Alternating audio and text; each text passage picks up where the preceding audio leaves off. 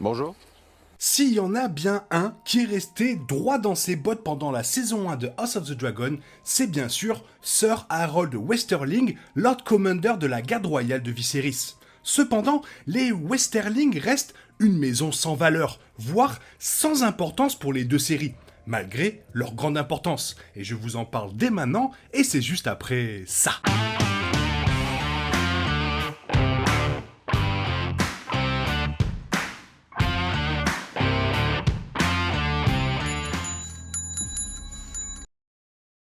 Harold Westerling ne va pas revenir pour la seconde saison de House of the Dragon et c'est encore plus décevant compte tenu de l'opportunité qu'il a eue de racheter les échecs d'un personnage notable qui a été coupé de Game of Thrones.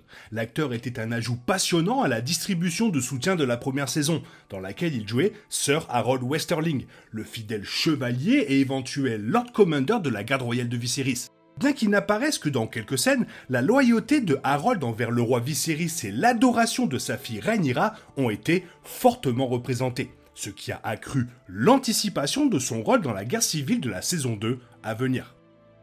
Mais, étonnamment, Graham McTavish est absent de la liste des acteurs de la saison 2, ce qui est une surprise encore plus grande étant donné le destin ambigu de celui-ci lors du final de la saison 1. La loyauté de Harold envers Rhaenyra, en tant que princesse, a suggéré qu'il deviendrait un membre à part entière de la cour de la reine pour la saison 2, étant peut-être la figure importante pour gagner le soutien de la maison Westerling pour sa cause. La franchise Game of Thrones n'est pas étrangère à la suppression inattendue de personnages ou à l'inconnu du sort de joueurs notables. Mais l'absence d'histoire pour Harold dans la seconde saison est particulièrement frustrante en ce qui concerne la légère remarque de la série originale contre la représentation de la maison Westerling, faisant de cette maison un ajout sans valeur à Westeros. Bien que de nombreux personnages des romans A Song of Ice and Fire de George R. Martin aient été coupés de Game of Thrones, l'un des exemples les plus notables est celui de Jane Westerling. Dans les livres, la femme de Robb Stark était Jane Westerling, qui a été remplacée par Talisa dans Game of Thrones. La maison Westerling a continué à jouer un rôle important dans la guerre des 5 rois et les trahisons de la maison Stark dans les livres, comme la façon dont le mariage de Robb et Jane a conduit au mariage rouge. La mère de Jane a été complice de la chute de Robb et les Westerling ont ensuite été graciés par le roi Tommen. Contrairement à Talisa dans Game of Thrones, Jane Westerling n'a jamais été au mariage rouge, donc la veuve de Robb est toujours en vie dans les livres. Cependant, la série a essentiellement effacé la présence de la maison noble. Compte tenu des échecs de Game of Thrones à inclure la maison Westerling malgré leur rôle notable dans le livre, la présence accrue de Harold Westerling dans la saison 1 de House of the Dragon a créé une énorme opportunité pour la franchise de racheter le manque de représentation de cette famille. Bien sûr, ce potentiel est maintenant inversé car le nom de l'acteur est absent de la liste de la saison 2. Après que Game of Thrones ait coupé Jane, House of the Dragon aggrave les affronts sur la maison Westerling en ne ramenant pas Sir Harold. La maison Westerling ne peut pas faire une pause avec les adaptations de la franchise Game of Thrones de HBO, suggérant que la famille noble de Harold et Jane pourrait ne jamais gagner une représentation importante et une exploration historique à l'écran. Le chevauchement de Game of Thrones et House of the Dragon, apportant de grands changements aux membres de la maison Westerling, n'est pas passé inaperçu et crée une tendance étrange. Alors que Jane Westerling a été complètement coupée de Game of Thrones, Harold Westerling s'est vu confier un rôle plus important dans la saison 1 avant d'être apparemment coupé de la deuxième saison. Étant donné que le dénominateur commun est la maison Westerling, une partie de la raison de leur étrange absence pourrait s'expliquer par le fait que la famille n'a pas une influence suffisamment massive sur la plus grande chaîne des événements. Pourtant, ce n'est pas seulement parce qu'ils viennent de la maison Westerling que les personnages manquent, car les histoires de Jane et Harold auraient de toute façon pris des écarts majeurs par rapport à leur rôle dans les livres.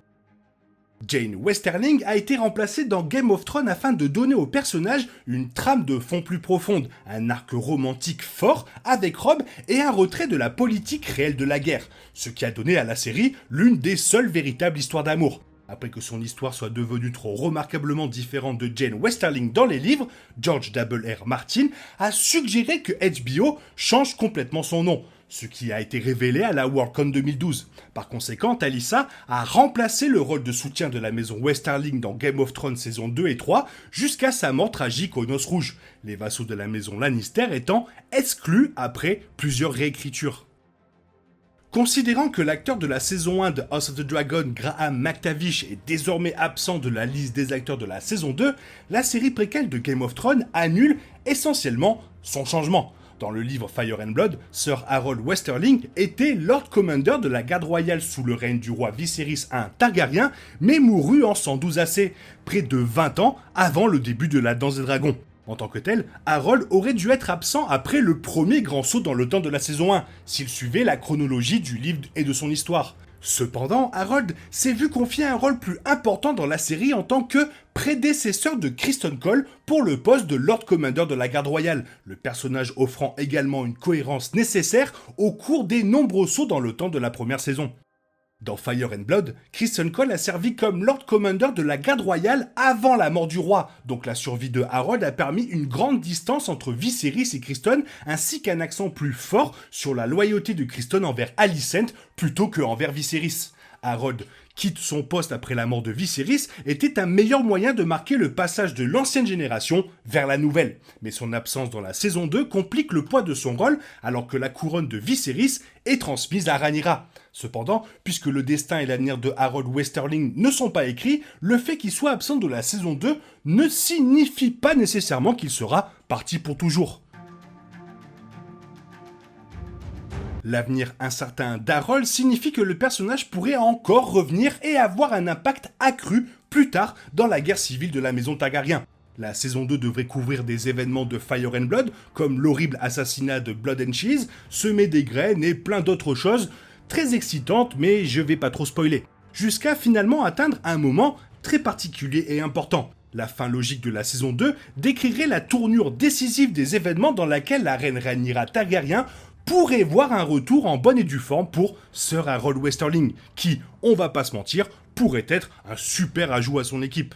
Harold est davantage motivé par sa loyauté personnelle et son devoir que par les allégeances de sa famille, ce qui suggère qu'il viendra en aide à Rhaenyra plutôt qu'à Aegon. Semblable à Barristan Selmy, promettant sa loyauté à Daenerys après avoir été absent de la saison 2 de Game of Thrones, Harold Westerling pourrait revenir servir Rhaenyra Targaryen dans son rôle de Lord Commander pour la garde royale de la reine. Harold pourrait également revenir dans la saison 3 lors d'événements où il pourrait être très important, étant potentiellement une aide secrète pour la reine alors qu'elle finit par faire quelque chose d'incroyable. De plus, le personnage pourrait revenir dans le futur de House of the Dragon, témoin de la succession de 3 générations de Targaryens, du début à la fin de la danse, pour marquer le coup et rendre un petit hommage à cette maison Westerling qui reste sans valeur pour la série Game of Thrones.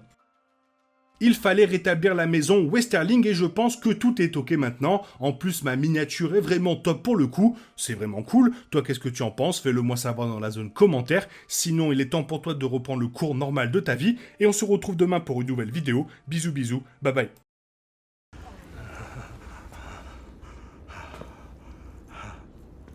Je vous ferai couper la langue pour ça.